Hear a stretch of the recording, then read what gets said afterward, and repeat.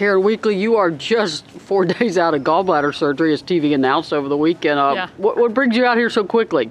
Well, it drove me crazy this weekend not being able to go to Florida, so I wasn't going to miss the first home game back. I'm a little tired. Today was a long day, really my first day out of the house and back at work at full swing, so I'm anxious to get home and get some rest, but it was great to be back out here with the girls. Your 3 freshmen, Erin, Lexi, Rainey, just talk about what they did in this game and how good that is for you guys. Well, it was great to see Erin have a really good outing. I thought she settled down really nicely after the first inning and hit her spots well, threw all her pitches well, mixed her speeds, and just got better as the game went along. And then Lexi did a really nice job behind the plate. I think she's come a long ways with her receiving, framed the ball really well, got Erin a couple nice calls with her framing, and gunned that first runner. And that was huge to make a statement to them that we weren't going to let them run on us.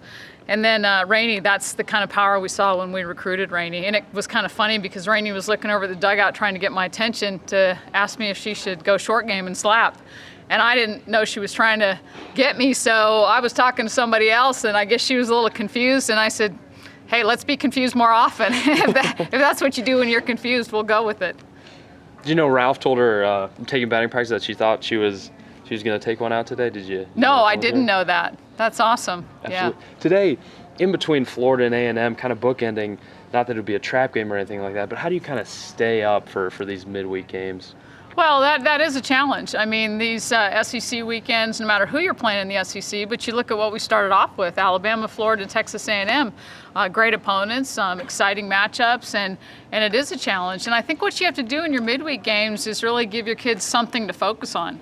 And before the game today, we had a lengthy meeting about plate discipline, because I really felt watching the games this weekend that was a downfall, especially on Sunday, was our plate discipline, and that was a turning point in the game. And I think we could have won the game with better plate discipline. So we went into tonight wanting to be better in that respect and wanting to swing at better pitches and not chase so much out of the zone. So I think the kids were really locked onto that. And I think that has a lot to do with your midweeks, is getting them focused on an aspect of the game and really committed to it. And I think that helps. How beneficial is a midweek game like this where you can march out all the freshmen to the plates and get them those swings and kind of get them live game experience? Well, it's beneficial if you can get yourself in that situation. Right. And that's what you want to do as a coach, is get yourself in a situation on the scoreboard where you can get everybody and at bat, get everybody in the game. And so that was nice to do.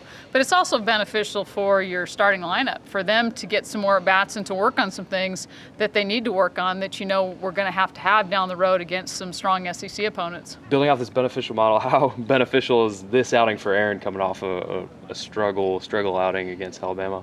Well, it's good for her. And, Erin's got great stuff. And Erin's going to be an exciting pitcher in this program. And I think the fans are going to be very pleased as they watch Erin's career progress. So just good to get Erin back out on the mound and get her some confidence. And we know the kind of pitcher Erin is. And we knew that was going to be a tough game for her. Alabama on day 3 is a tough matchup for any of our pitchers.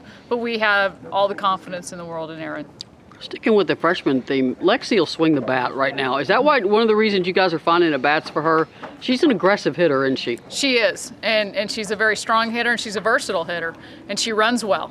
She can drop the bunt, she can go play the short game and slap the ball for us, and she can hit it out of the park. And when you get her on base, and she runs extremely well. So we really like her approach at the plate.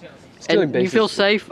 You feel safe putting her in the outfield some? She said she played it a couple years in high school. You guys feel okay sneaking her into left field at times? Yeah, we do. That's part of her game that she's working on and getting better at, and I think she has all the tools. It's just a matter of getting the confidence, and that's going to come with more and more reps. She did spend a lot of her time in high school on the mound. For her high school team the last 2 years, she was the starting pitcher, so she didn't see a lot of time in other areas on the field, so that's something we need to continue to work with her on. Stealing bases really will. Was there a time you kind of had to cool down on that? The only time we pulled back the reins was when we didn't want kids to get injured. We got a couple of kids that are banged up a little bit, and we just didn't want to take any chances. But that's the kind of team we want to be. We want to run, and we want to put pressure on the defense. Any idea yet when you get, speaking of outfielders, Tori Lewis, have they given you any idea when she may be back? We're hoping it's going to be this week. We've had some good reports here in the last couple days about that her symptoms are starting to subside, so we're very hopeful that she'll be ready to go this weekend, but I don't know for sure yet. And then Erin Gabriel said she may not be able to speak when Monica comes in for the series. That's kind of typical. I mean, she's a freshman. She would have been, what, middle school when Monica was? Yeah, if that. Yeah. Yeah, it's kind of funny to think about that, Monica has been out that far, that a lot of these kids, I'm sure were at that age where they just idolized Monica, watching her on TV. And boy, it's going to be an exciting weekend, not just with a great opponent in Texas A&M, but Monica Abbott, certainly a Lady Vol legend and a softball legend, one of the greatest players ever in the history of the game. So to have her back here and to celebrate with Monica and her family and all the Lady Vol fans, what's going to be one of the most historic days in the history of our program, retiring her jersey, it should be very special. Thanks, Karen. Thank you.